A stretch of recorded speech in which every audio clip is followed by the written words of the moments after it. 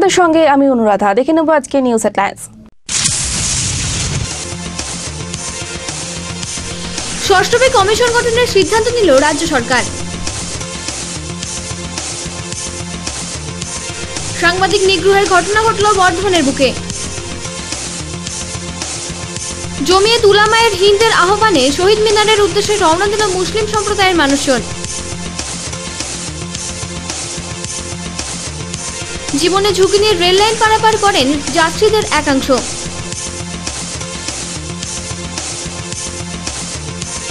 গলায় ফাঁস লাগিয়ে আত্মঘাতী হলো একাদশ শ্রেণীর এক ছাত্রী।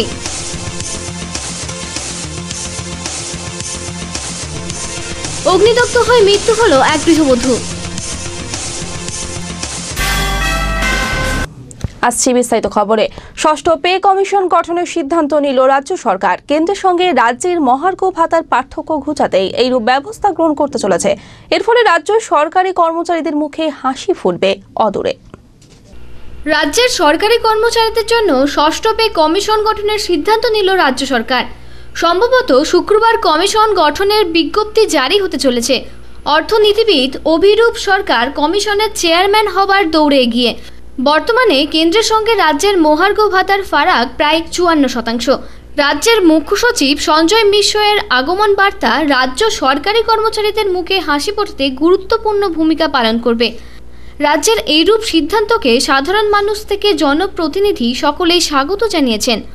খুবই আনন্দের খবর, বিশেষত পশ্চিমবাংলায় আমরা যারা জনপ্রতিনিধি, রাজ্য সরকারি কর্মচারীদের কিছু অভিযোগ ওরা আমাদের কাছে বরাবর করে এসছে। কয়েকদিন আগেই আমরা একটা ফেডারেশনের একটা সম্মেলনে গেছিলাম, সেখানেও কর্মচারীরা তাদের এই কেন্দ্রীয় সরকার এবং রাজ্য সরকারের মধ্যে যে বেতন বৈষম্য আছে সেটা নিয়ে তারা ক্ষোভ প্রকাশ করছিলেন এবং সেটা আমরা দীর্ঘদিন ধরে রাজ্য সরকারকে জানিয়েছিলাম। রাজ্য সরকার যেহেতু আমাদের 2,03,000 কোটি টাকা ঋণ নিয়ে রাজ্য সরকার এসেছিল, রাজ্য সরকারের ইচ্ছা থাকলেও সেই সরকার কিন্তু এই বৈষম্য দূর করতে পারেনি। আমি ধন্যবাদ জানাই রাজ্য সরকারকে, ধন্যবাদ জানাই মহামারী মানুষের নেত্রী মমতা বন্দ্যোপাধ্যায়কে যে 6 পে কমিশন উনি ঘোষণা করতে চলেছেন। যদি 6 পে কমিশন ঘোষণা করা হয় তাহলে আমার যেটা মনে হয় কেন্দ্রীয় সরকার এবং রাজ্য সরকারের কর্মচারীর মধ্যে যে বেতন বৈষম্য আছে সেটা অনেকটাই কাছাকাছি চলে আসবে এবং রাজ্য সরকারি কর্মচারীদের যে ক্ষোভ, সেই ক্ষোভটা আশা করি অনেকটা প্রশমিত হবে। আশিস ব্যানার্জি ও গৌরব কোনারের রিপোর্ট, আনন্দবার্তা।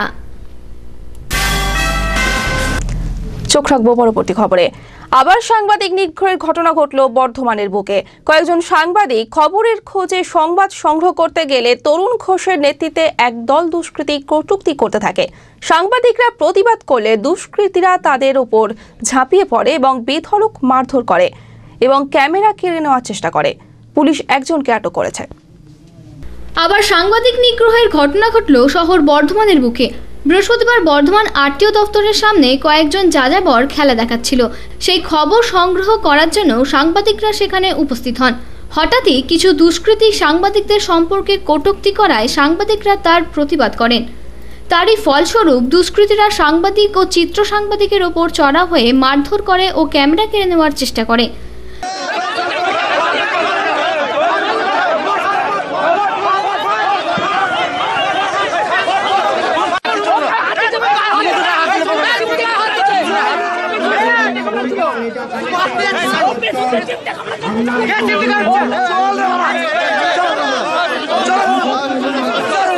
ঘটনায় গুরুতর জখম হয় দুজন সাংবাদিক। পরে ঘটনাস্থলে পুলিশ উপস্থিত হয়ে পরিস্থিতি নিয়ন্ত্রণ আনে এবং পুলিশ তরুণ ঘোষ নামে এক দুষ্কৃতীকে আটক করলেও বাকিরা পলাতক। গুরুতর আহত সাংবাদিকরা বর্তমানে চিকিৎসাধীন। সামনে আমাদের ইনভাইট করা ছিল, একটা বাইরে থেকে কোনো একটা টিম একটা এসেছিল, তারা কিছু নতুন ধরনের খেলাধুলা দেখাতে এসেছিল বর্ধমানবাসীদের জন্য। তো আমার যেটা জানা, ডিএম সাহেবের নির্দেশে তারা নাকি সেখানে এসে অনুষ্ঠানটা আর কি করে। তো আমরা সেখানে গিয়েছিলাম, যে আমরা গিয়ে কোনো খবর সংগ্রহ করছি। খবর সংগ্রহ করাকালীন হঠাৎ করে প্রোগ্রাম শেষ হলো। প্রোগ্রাম শেষ হওয়ার পর আমরা বেরিয়ে আসছি। তারপরে কিছু ওখানকার মানুষজন ছিল যারা দর্শকের নাম করে তারা এই ঝামেলাটা সৃষ্টি করেছে। গালাগাল খিস্তি করছিল সাংবাদিকদের। তো আমি শুধু তাদের বললাম কি আমরা কাজ করছি আমাদের মতো, আপনি গালাগাল খিস্তি কেন করছেন, ব্যাস এটুকুই আমি বলেছি। তার সাথে সাথেই সঙ্গে সঙ্গে গোটা 10-15টা ছেলে এসছে, কোথা থেকে এসে জানি না, আমাকে ধরে নিয়ে গিয়ে ওখানে মানে বিচ্ছিরিভাবে আমাকে মারধর করেছে। এবং যে সমস্ত আমাদের সঙ্গে যে সাংবাদিক ভাইরা ছিল তারা বাঁচাতে চায় এবং তাদেরকেও তারা মারধর করে। তো সেই মুহূর্তে তো সেখান থেকে বেঁচে যেতে পারিনি, কিছু সেখানকার মানুষজন ছিল আশেপাশে যারা আমাকে বাঁচিয়ে নিয়ে আসে। তারপরে আমাদের সাংবাদিকরা আসার পর তারপরে আমরা থানায় অভিযোগ করি, অভিযোগ করার পর দুজনকে আপাতত আটক করা হয়েছে, এখনও পর্যন্ত তাদের নাম আমরা পাইনি। নিশ্চয়ই আমাদেরকে ডাকা ছিল, আমরা সেখানে গিয়েছিলাম, কিন্তু সেখানে কোনো রকম আমাদের মানে নিরাপত্তা আমি দেখলাম না কি মানে আমাদেরকে কেউ সহযোগিতার জন্য পাশে যদি কেউ দাঁড়ায়, কিন্তু সেই নিরাপত্তা আমরা পাইনি। আমরা সাংবাদিকের কাজ করছি কিন্তু এখনও পর্যন্ত সেই নিরাপত্তা আমরা পাচ্ছি না। আজকে মার খেলাম, তার আগে আরেকটা দাদা মার খাচ্ছে, আরেকজন মার খাচ্ছে, এইভাবে আমরা সাংবাদিকরা সবসময় আমরা মার খাচ্ছি। ঘটনাটা হয়েছিল আমাদের যে রেকুরেশন যে ক্লাবটা আছে কালেক্টর বিল্ডিংয়ের সামনে। আমরা আনুমানিক 7-8 জন আমরা মার খেয়েছি, আর আমরা ছিলাম ওখানে 20-25 জন। মারলো কেন, আমরা খবর সংগ্রহ করছিলাম, তাদের নাকি দেখতে অসুবিধা হচ্ছিল, খেলাটা দেখতে অসুবিধা হচ্ছিল, কিন্তু তারা দর্শক বলে পরিচয় দেয়, আদৌ তারা দর্শকের মধ্যে পড়ে না। তারা কোনো একটা সংস্থার সঙ্গে যুক্ত আছে, পরে যেটা জানতে পারলাম, কিন্তু কি সংস্থা জানি না। মনোজিৎ পোদ্দার ও গৌরব কোনারের রিপোর্ট, আনন্দবার্তা। এখন ফিরে এলাম বিরতির পর। জমিয়ত উলামায়ে হিন্দের আহ্বানে শহীদ মিনারের উদ্দেশ্যে রওনা দিল মুসলিম সম্প্রদায়ের মানুষজন। সংগঠনের তরফে অভিযোগ করা হয় তারা ন্যায্য দাবি থেকে বঞ্চিত, সেই কারণেই তাদের এইরূপ কর্মসূচি।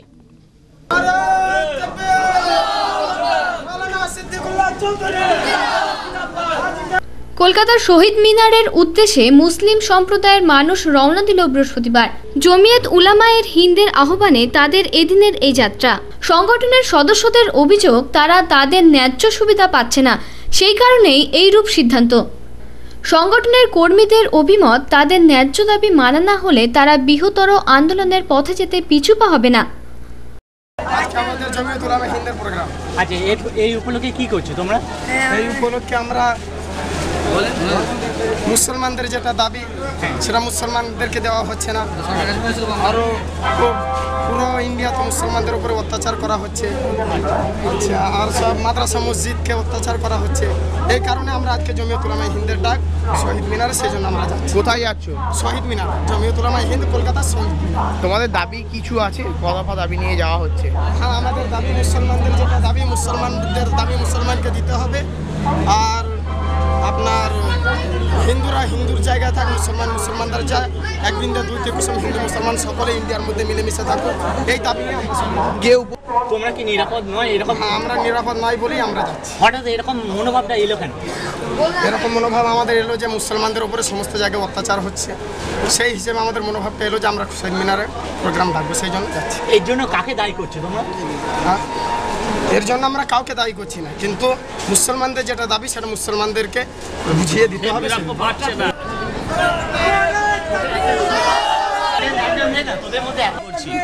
আর কি এই যে প্রাপ্য পাওয়ার এই সম্ভাবনা ছিল সেই প্রাপ্য পাওয়া যাচ্ছে না। তাহলে এতদিন পাচ্ছিলেন না, এখনই পাচ্ছেন না, এরকম কিছু না, একটা? অনেক দিন থেকে পাওয়া যাচ্ছে এটা। হ্যাঁ, আন্দোলনটা বহুদিন থেকে হয়ে আসছে, কিন্তু এটা পাওয়া যাচ্ছে না, তার জন্য আর জোরদার করে এটা সভাটা করা হচ্ছে। আশিস ব্যানার্জি ও গৌরব কোনারের রিপোর্ট, আনন্দবার্তা। জীবনের ঝুঁকি নিয়ে রেল লাইন পারাপার করেন সাধারণ যাত্রীদের একাংশ। এর ফলে যে কোনো সময় ঘটে যেতে পারে বড় ধরনের দুর্ঘটনা। দায়িত্বজ্ঞানহীনতার এইরূপ পদক্ষেপ যাত্রী থেকে রেল কর্মী সকলেই একত্রে বিরূপ মন্তব্য প্রকাশ করেছেন।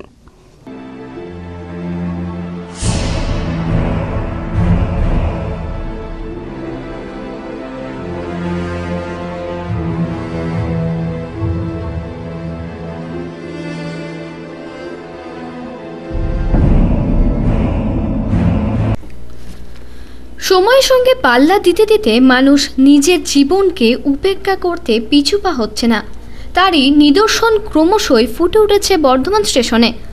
জীবনের ঝুঁকি নিয়ে কর্মস্থলে যেতে গিয়ে অনেক সময় প্রাণহানির ঘটনা ঘটলেও মানুষের সচেতনতা হচ্ছে না। রেল দপ্তরের তরফে যাত্রীদের বারবার সতর্ক করা হলেও কতিপয় যাত্রী এ ব্যাপারে কর্ণপাত করছে না। সাধারণ যাত্রী থেকে হকার সকলেই জীবনের ঝুঁকি নিয়ে প্রতিনিয়ত রেল লাইন পারাপার করছে। বাচ্চা কোলে যাত্রী কিংবা অনায়াসে কানে মোবাইল দিয়ে লাইন পারাপার, যা মানুষকে মৃত্যুর মুখে ঠেলে দিতে সক্ষম। এই ঘটনাকে মানুষের দায়িত্বহীনতা বলেই মনে করছেন রেলের কর্তব্যরত টিকিট চেকার। এটা উচিত নয় যে লাইন পারাপার রেলের রুল অনুসারে সবাইকে চলা উচিত। এইরূপ ঘটনার নিন্দা প্রকাশ করেছেন রেলযাত্রীরা। জীবনের ঝুঁকি নিয়ে লাইন পারাপার উচিত নয় বলেই মনে করছেন যাত্রীগণ। মানুষের জন্য কর্তব্য যে ওভারব্রিজকে ইউজ করা, ওভারব্রিজ ছেড়ে লাইন পার করা ঠিক নয়। আচ্ছা, এর ফলে তো জীবনহানিও ঘটতে পারে, তার জীবনের থেকে নিশ্চয়ই এটার দাম বেশি নয়। তাহলে আপনি কি বলছেন, পাবলিককে কি সাজেশন দেবেন? পাবলিকের কাছে কর্তব্য এটাই, যার কারণে ওভারব্রিজ করা হয়েছে সে পাবলিক যেন ওভারব্রিজটা ইউজ করে। আশিস ব্যানার্জি ও গৌরব কোনারের রিপোর্ট, আনন্দবার্তা। এখন সময় আর একটা বিরতির সঙ্গে থাকা। শ্রেণীর এক ছাত্রীর আত্মহত্যার ঘটনায় কেশবগঞ্জ নেতাজি নগরে চাঞ্চল্য ছড়িয়ে পড়ে। মৃতার পরিবার সূত্রে জানা যায়, পড়াশোনার জন্য দরজা বন্ধ করে গলায় ফাঁস লাগিয়ে আত্মঘাতী হয়েছে। মৃতদেহটি ময়নাতদন্তের জন্য বর্ধমান মেডিকেল কলেজ হাসপাতালে পাঠানো হয়েছে। বর্ধমান কেশবগঞ্জ চটি নেতাজি নগরে গলায় ফাঁস লাগিয়ে মৃত্যু হলো এক কিশোরীর। নাম শ্বেতা রায়, বয়স 16 বছর। বর্ধমান হরিসভার স্কুলের একাদশ শ্রেণীর ছাত্রী। অনেকক্ষণ সময় পার হয়ে গেলেও তার সাড়া না পাওয়া গেলে দরজা খুলে দেখা যায় জানালার সাথে দড়ি দিয়ে গলায় ফাঁস লাগানো অবস্থায়।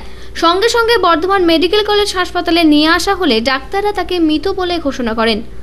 শ্বেতা রায়ের মৃত্যুতে পরিবারের শোকের ছায়া নেমে আসে। গৌরব কোনারের রিপোর্ট, আনন্দবার্তা। অগ্নিদগ্ধ হয়ে মৃত্যু হলো এক গৃহবধূর। রান্না করতে গিয়ে হঠাৎই তার গায়ে আগুন লেগে যায়। আশঙ্কাজনক অবস্থায় হাসপাতালে ভর্তি করা হলে বৃহস্পতিবার তার মৃত্যু হয়। রান্না করতে গিয়ে অগ্নিদগ্ধ হয়ে মৃত্যু হলো এক গৃহবধূর। ঘটনাটি ঘটেছে জামালপুরে। তাকে অগ্নিদগ্ধ অবস্থায় জামালপুর হাসপাতালে ভর্তি করা হয়। অবস্থা আশঙ্কাজনক হওয়ায় তাকে বর্ধমান মেডিকেল কলেজ হাসপাতালে স্থানান্তরিত করা হয়। সেখানেই বৃহস্পতিবার তার মৃত্যু হয়। ঘটনায় এলাকায় শোকের ছায়া নেমে এসেছে। আমার 4টি ছেলে মেয়ে, ঠিক আছে, আমি ভ্যান চালিয়ে খাই। তো আমার বউ মানে একটু মাটো, রান্না ফান্না করতে দেরি হয়, তার সাথে আমি কিছু বলি না তাকে। হ্যাঁ, সে যেরকম করে আমি সেরকমই খাই। যেদিন রান্না হয় সেদিন খাই, যেদিন না হয় আমি নিজে এসে রান্না করি। আমার গ্রামের লোক, পাড়া প্রতিবেশী সবাই জানে এটা। হ্যাঁ, ওকে নিয়ে আমি চলি। আজকে 12-14 বছর বিয়ে হয়েছে। হ্যাঁ, ওই নিয়ে আমি চালাতাম। আমার মা বাবাকেও নিয়ে আমার ছোটোবেলাতেই মারা গেছে।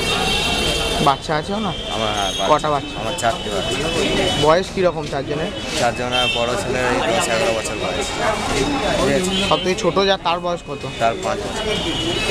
আর কী রান্না করতে গিয়ে কি হঠাৎ করেই আগুন জ্বলে? হ্যাঁ, আমি ছিলাম না বাড়িতে, এবার রান্না করতে আমি দেখে এসেছি। এখানে কাদের সহায়তা নিয়ে আসা হয়? এখানে হসপিটাল থেকে। হ্যাঁ, আমাদের জামালপুর হসপিটালে নিয়ে গেছিলাম, প্রথমে ট্রান্সফার করেছে। কোথায় নিয়ে এসেছেন, কোন হসপিটাল এটা? আমাদের জামালপুর হসপিটালে। গৌরব কোনারের রিপোর্ট, আনন্দবার্তা। খবর শেষ করার আগে নিউজ হেডলাইন্স আরো একবার।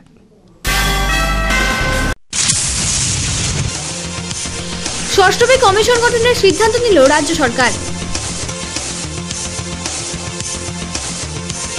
সাংবাদিক নিগ্রহের ঘটনা ঘটল বর্ধমানের বুকে। জমিয়ত উলামায়ে হিন্দের আহ্বানে শহীদ মিনারের উদ্দেশ্যে রওনা দিল মুসলিম সম্প্রদায়ের মানুষজন। জীবনে ঝুঁকি নিয়ে রেল লাইন পারাপার করেন যাত্রীদের একাংশ।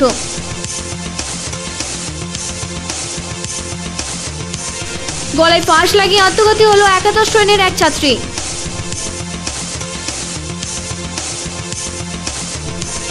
অগ্নিদগ্ধ হয়ে মৃত্যু হলো এক গৃহবধূ। আপনারা দেখছেন আনন্দ বার্তা। আমরা নিরপেক্ষ নই, মানুষের সাথে সমাজের পক্ষে।